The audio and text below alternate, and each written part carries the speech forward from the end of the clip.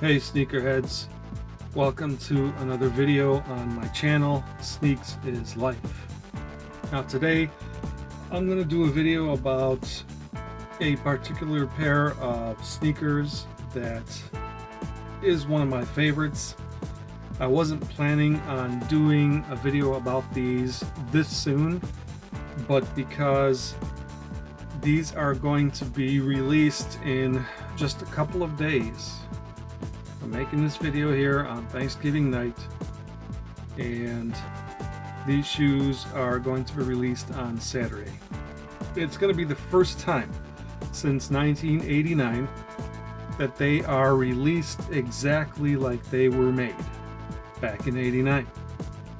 So, for example, all the retros that have ever been issued, I think they've been reissued about 3 times over the years.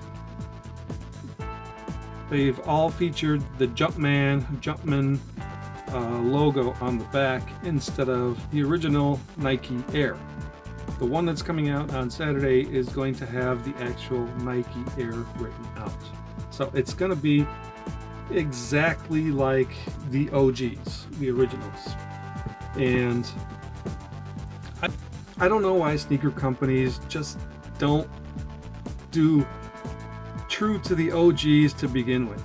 I don't know why they fiddle around with stuff, and sometimes it looks like they're just trying to be cute with these new changes they come up with, and they're not. They should just stick with the original. And you know, I've got a lot to say about these Nike Air Jordan 4 retro releases over the years, and about Reebok 4600 retro releases over the years. I don't know what these companies are doing. Why don't they just release them the way they originally were? That's what the people want. They don't want these little knickknacks and things that were never part of the original shoe. They don't want that. I don't want that. I don't know who comes up with these ideas. But enough about the complaining. So yeah, these are coming out in a couple of days, and they're going to be $200. And I sure would love to get a pair of these. Now you're probably thinking, why do I want a pair of the ones that are coming out on Saturday when I've got this one? To tell you the truth, you know, having the Jumpman logo instead of the Nike Air logo, it doesn't bother me. I could totally live with this. I mean, I would not dish out another $200 just to have the Nike Air on there. I mean, these are close enough to the originals that I would be 100% satisfied with these. But the problem with these is that I bought these at a thrift store, and though I can't prove it, I am pretty darn sure that they're fake. I paid what, like 10 bucks for these, and I was kind of happy, thrilled, because the size is 10 and I could work with 10. Not a problem for me. But I did have my suspicions when I saw these at the store. Okay, I started checking the product code, because you know the tag, the size tag inside the shoes, they have the part numbers on there. Now if you Google that number, it should show you what shoe that number refers to. And when I was at the store, I did it. You know, I searched that number on my phone, and it did not show a white, red, and black Air Jordan 4. It showed something else. So that was my first evidence that these shoes were not the real deal.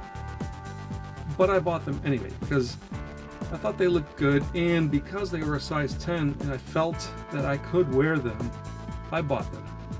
Now, when you're looking at Air Jordan 4s, there's plenty of things that you can look at to determine whether they're fake or they're not, okay? But over time, the fake ones have gotten really, really good. I mean, earlier ones, the signs were a lot more obvious. The differences between this mesh and the mesh on the original Nikes, that usually gave it away for you. These featured like bigger squares, and the originals featured smaller ones. So you could look at that and already know that the shoes were fake. Now the squares are the same size as the original. There were other things too, like you could look at the angle of this part that comes down here and around there. You could look at that. You know, the design on the tongue. Is it centered? Is it stitched well? Usually another thing that served as a sign of their inauthenticity was that this design on the tongue usually turned red. It bled from the dye in the design there, and you can tell this one is a bit red, and so are the laces. You know, why would the laces turn red, for crying out loud? It's probably coming from the lining here, and that's another sign that these are fake. In my stomach, I was pretty sure that these were fake, but I didn't care. They were cheap enough, and I figured if I didn't want to keep them, I could sell them. But as you can see, I did not sell these. I kept them, and I think to most people these look like the real deal. I mean, they would fool me if, you know, I just happened to see somebody go by wearing them. They sure would fool me. But I love the design of these Air Jordan 4s. These are my all-time favorite Jordans, and I don't have that many favorites.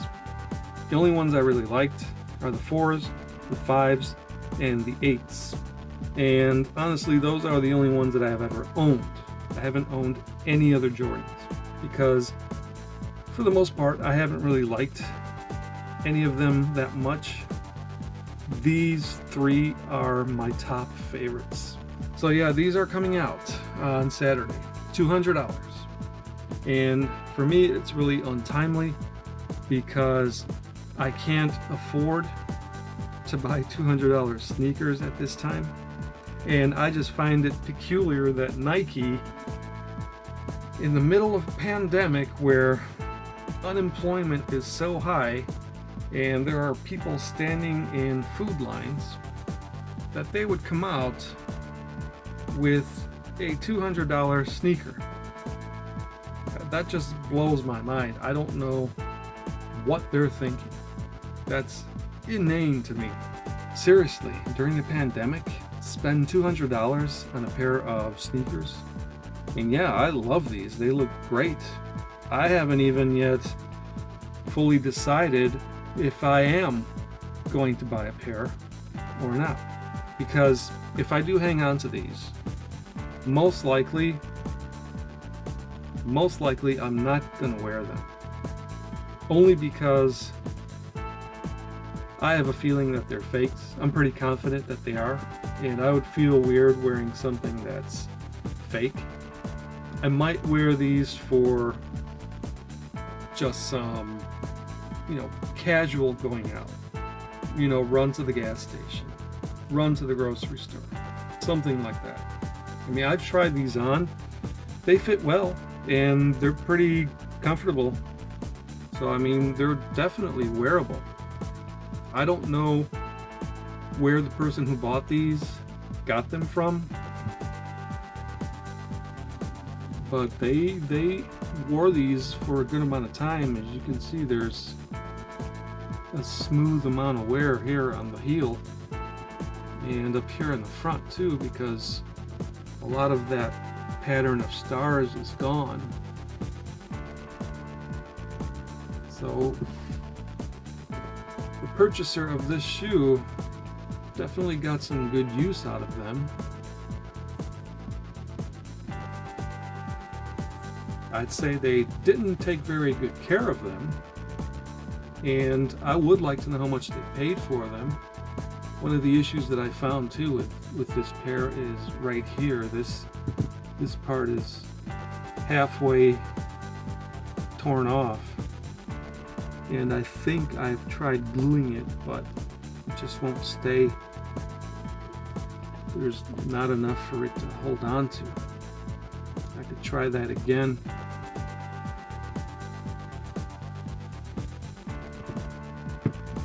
Well, yeah, I'd like to know how much they paid for these, because I myself have purchased what I was told were brand new Air Jordan 4s in white, black, and cement that turned out to be fakes. And I knew they were fakes as soon as I saw them. So I ended up flipping them. I was just glad to get rid of them, because, you know, I can deal with a used pair like this that's probably fake. I didn't pay a lot for them. Kind of cool just to have. But a brand new pair that I paid a lot for, I think I paid $100. Yeah, I don't like that. I don't like that feeling of, you know, knowing that something is fake, or at least highly suspecting that it's fake, and having spent all that money on it. So I quickly flipped them. I got rid of them. And, you know, the funny thing is, there are people out there who don't care. Obviously, right? Somebody bought these and wore the hell out of them. There are people who don't care if they're fakes. They just want Jordans. As long as they look reasonably real, they'll take them. And now with these ones that are coming out on Saturday, you know, there's going to be a lot of people walking around wearing these brand new white, red, black Air Jordan 4s. And there's going to be a lot of people who didn't get a chance to buy them, because they're probably going to sell out. That's what I'm thinking. They're going to sell out quickly. I might be wrong. I hope to God that I am, because I kind of like to stick it to Nike, you know, for doing this, for putting out such an expensive sneaker in the middle of a pandemic. And I'm sure it's not even just this one. I'm sure they've been churning out expensive sneakers after expensive sneakers this whole year. So it's not even just this. I just don't follow the releases, so I can't tell you. But I'm hoping it doesn't sell out. And I'm going to try to figure out whether I should get myself a pair. I really can't afford it, but if I could find some way to finance it. You know, they have this thing called Klarna, where you make 4 even payments of $50 each. And that would be, one payment is when you purchase it, and then another in 2 weeks, a third in 2 weeks after that, and the fourth 2 weeks after that. So if I could manage that, I would definitely pick up a pair of these. On the other hand, I do already have 3 other pairs of Air Jordan 4s. The one that I most wanted was the white, black cement ones. Those are the ones that I had been longing for ever since I first saw them back in my school days. Now, when I do a video on those, I'm going to tell you the story about those shoes and what I went through to get them. But those are my favorite Air Jordan 4s. This colorway is my second favorite. And of the 4 that they came out with back in 1989, I also had the black one. It was a retro. I mean, there's no way I could afford these back when they first came out. I was thrilled at that time to have a $45 pair of sneakers. You know, my Reebok 4600s cost me like $45, $46. And at that time, that was my most expensive sneaker that I ever wore. So when I found out that these, right around the same time, were $100, I was like, there's no way in hell that I'm going to be able to get $100 to buy sneakers. And these kids who are wearing them, it's like, I don't even know if they appreciated it, because for the most part, all the kids that I saw wearing Air Jordan 4s, their sneakers were trashed, man. They were beat up and dirty and heavily worn. And I know that, hey, if your parents buy you a $100 pair of shoes, you're probably not going to get another one for the school year. So you're going to have to wear those the whole year. And, if one pair of shoes is all you have, then, yeah, I know they're going to get dirty and beat up. And, if you're a kid, even more so, because you're wearing them every day. You got to wear them in all kinds of weather. You're doing all sorts of things in gym class. So yeah, I understand. But I don't know, man. When I was a kid and I had some awesome sneakers like those Reeboks, I used to clean those every day. As I said, those are my first really good sneakers, and I love those. And I used to clean them every day. Until it got to a point where, okay, well, now, they're not worth cleaning anymore, so. And maybe we all go through that period, but I tend to think that most kids anyways, they might take care of their shoes for the first couple of weeks and then just, let go altogether, not care anymore. Maybe it's too much work, but I think I stuck with keeping mine clean for a while. So getting back to the other Air Jordan 4s that I have, I've got the one that's white, blue, and black. I forget what they call that one, but that's a color that I always liked. That wasn't one of the original colors, but that's something that came out in sometime in the 2000s. So, basically like these, but wherever you have the red, it's blue. And I had always wondered, why don't they make one? When I saw these back in the late 80s, early 90s, why didn't they make one that had the blue where the red is? Then I realized, oh, okay, it's because it's both colors, right? But, after seeing the white military blue ones, I wondered, well, then why are they putting blue if blue is not a Bulls color? So yeah, I had the black ones that were retroed in 1999, and I also had several pairs of the white and military blue ones. Sold them all, I don't have any of those anymore. The only ones that I have, like I told you, is the cement that came out, what was it, it came out sometime in the mid 2010s. I don't remember when it was, but I was lucky that I stayed on top of the date for that, because I would have missed out. Again, I'm going to save that story for when I do the video on those shoes. And the most recent pair of Air Jordan 4s that I got was the Black Hats. I really liked the Black Hats the first time I saw them out. Didn't know about them first time around, so I couldn't buy any. But this time I did get myself a pair. I think that was just last year. I like the all black look. I also like the original black ones. Those have been reissued too in their exact design from '89, but I was not aware of when that happened, so I missed out. But I would like to have this one, but we'll see.